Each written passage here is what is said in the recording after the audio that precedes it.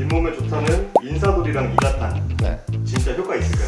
네, 환자분들이 많이 말씀을 하시는데요. 보통은 인사돌, 이가탄 이렇게 두 개 가장 많이 말씀을 하시는 것 같아요. 실제로 이 약들이 효과가 있을까요? 오늘 이 시간에는 이런 잇몸 영양제들이 어느 정도로 효과가 있는지도 한번 설명을 드리고, 또 제가 개인적으로 추천드리는 약들도 같이 한번 설명을 드려보도록 하겠습니다. 근데 광고만 보면 그냥 먹기만 해도 잇몸병이 없어질 것 같던데요. 네, 이제 인사돌이나 이가탄 같은 약을 드셨을 때 실제로 효과가 아예 없는 건 아니에요. 효과가 어느 정도는 있지만, 그렇다고 해서 약만 먹어도 모든 잇몸병이 다 좋아진다, 이것은 거짓입니다.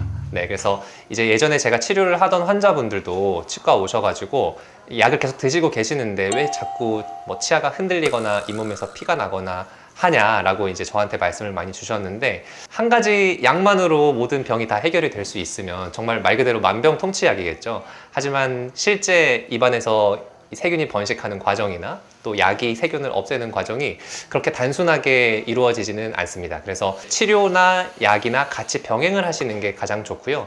가장 근본적으로는 사실 청소를 잘 해주시는 게 가장 중요할 것 같아요. 효과가 많이 없다지만 그래도 어떤 이제 네. 성분이 있기 때문에 이제 판매도 되고 사람들이 구매도 하시는 것 같은데. 네네. 잇몸 약에 들어있는 성분 중에서 가장 핵심적인 성분은 시토스테롤이라고 하는 성분입니다.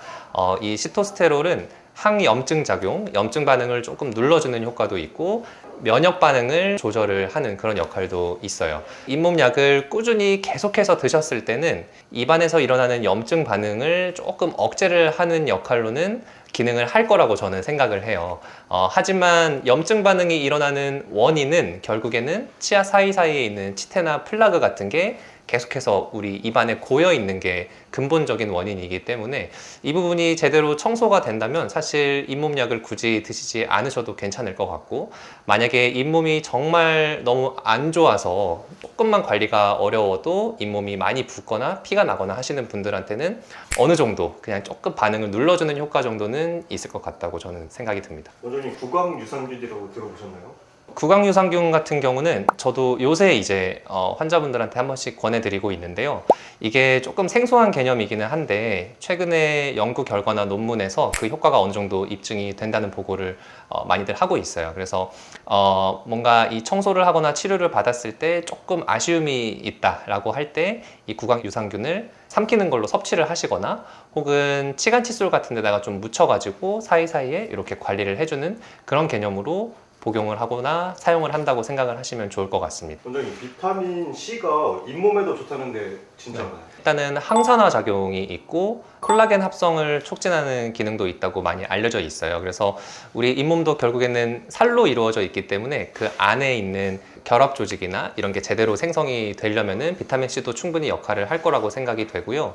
그 다음에 칼슘이나 인 같은 거를 섭취를 하시면 이제 뼈 건강에 좋기 때문에 이 잇몸 안쪽에 있는 치아 뿌리를 붙들고 있는 잇몸 뼈 건강에도 도움이 조금 될 것 같아요.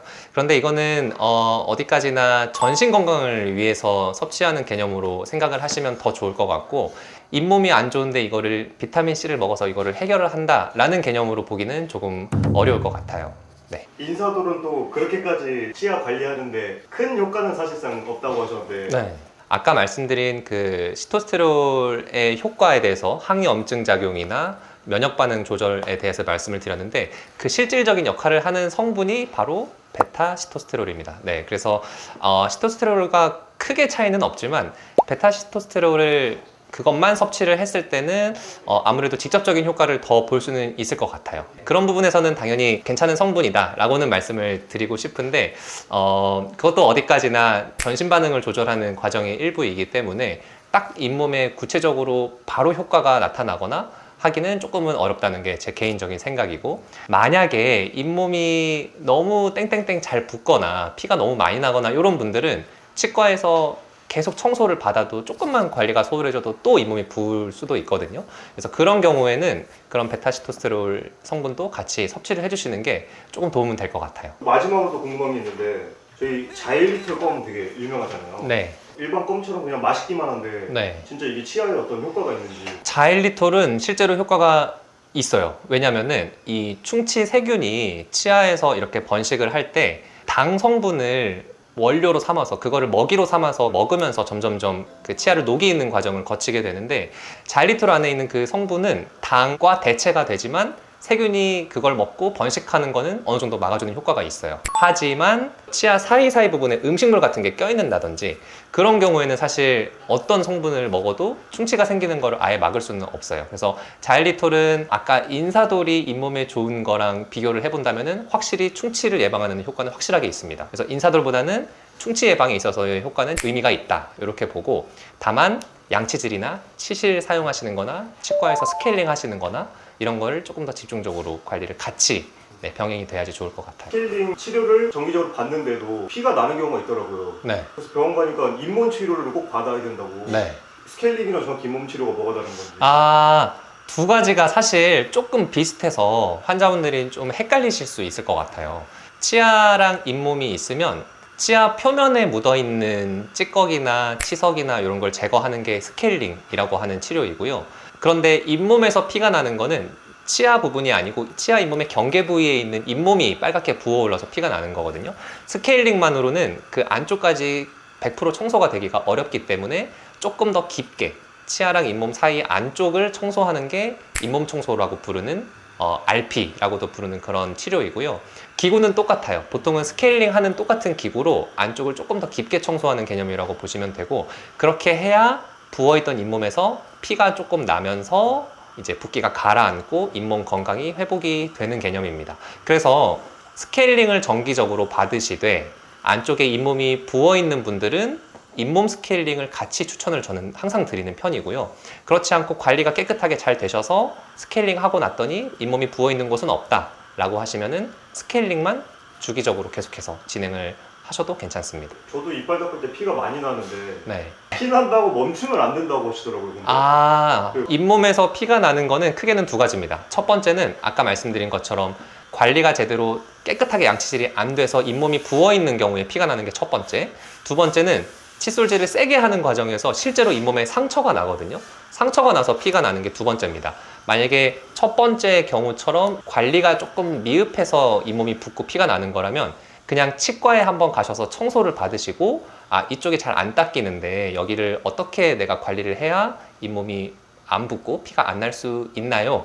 라고 여쭤보시고 칫솔질 하는 방법이나 이런 걸 제대로 숙지를 하시는 게 좋을 것 같고요.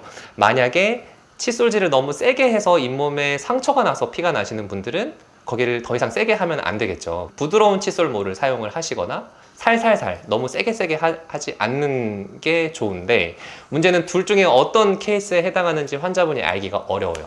그렇기 때문에 치과에 오셔서 전문가인 저희들이 입안을 보고 상태에 대해서 설명을 드리고 그렇게 해결을 하시는 게 가장 좋은 방법일 것 같아요. 오늘은 잇몸 영양제 혹은 구강위생에 도움이 되는 영양제들을 여러분께 쭉 설명을 드렸는데요. 저는 그렇게 설명을 드려요. 우리가 여기에 만약에 가시가 하나 박혀 있다고 했을 때 안쪽으로 염증이 커지거나 막 고름이 나오거나 하지 않도록 진통제나 염증 약을 먹는 것도 물론 방법이지만 근본적으로는 이 가시를 뽑는 게 먼저일 겁니다. 그래서 마찬가지로 우리 입안의 환경에서 지저분한 플라그나 치태나 이런 게 많이 고여 있는데 그런 거를 전부 다 깨끗하게 청소를 해야지 근본적으로 문제가 해결이 되고 잇몸 건강이 좋아지는데, 약을 계속 먹으면서 이 염증 반응을 낮추려고 하는 거는 어떻게 보면 근본적인 해결책이라고 볼 수는 없어요. 그리고 실제로 인사돌이나 이가탕 같은 회사들에서 그렇게 광고를 하는 게 근본적인 해결책이 되지 않는다는 걸 제약회사들 본인들도 알고 있습니다. 하지만 그럼에도 불구하고 치과에서 뭔가 치료를 받거나 하기에는 아무래도 환자분들이 두려움도 있으시고 하기 때문에 그렇게 약을 계속 드시면서 관리를 한다고 생각을 하시는 경우가 많은 것 같습니다. 그래서 여러분들 전혀 두려워하지 마시고 전혀 아프지 않게, 요새는 청소하는 치과들 너무 많이 있으니까요. 주변에 괜찮은 치과 있으시면 꼭 가셔가지고 청소받는 거 조금 신경 써주시고, 잇몸 부어있는 곳 있으면 잇몸 청소해주시고, 그렇게 하셔야지 근본적인 관리가 된다. 이렇게 알고 계시면 좋을 것 같습니다. 이상으로 건치학개론의 치선배 장원 원장이었습니다. 감사합니다.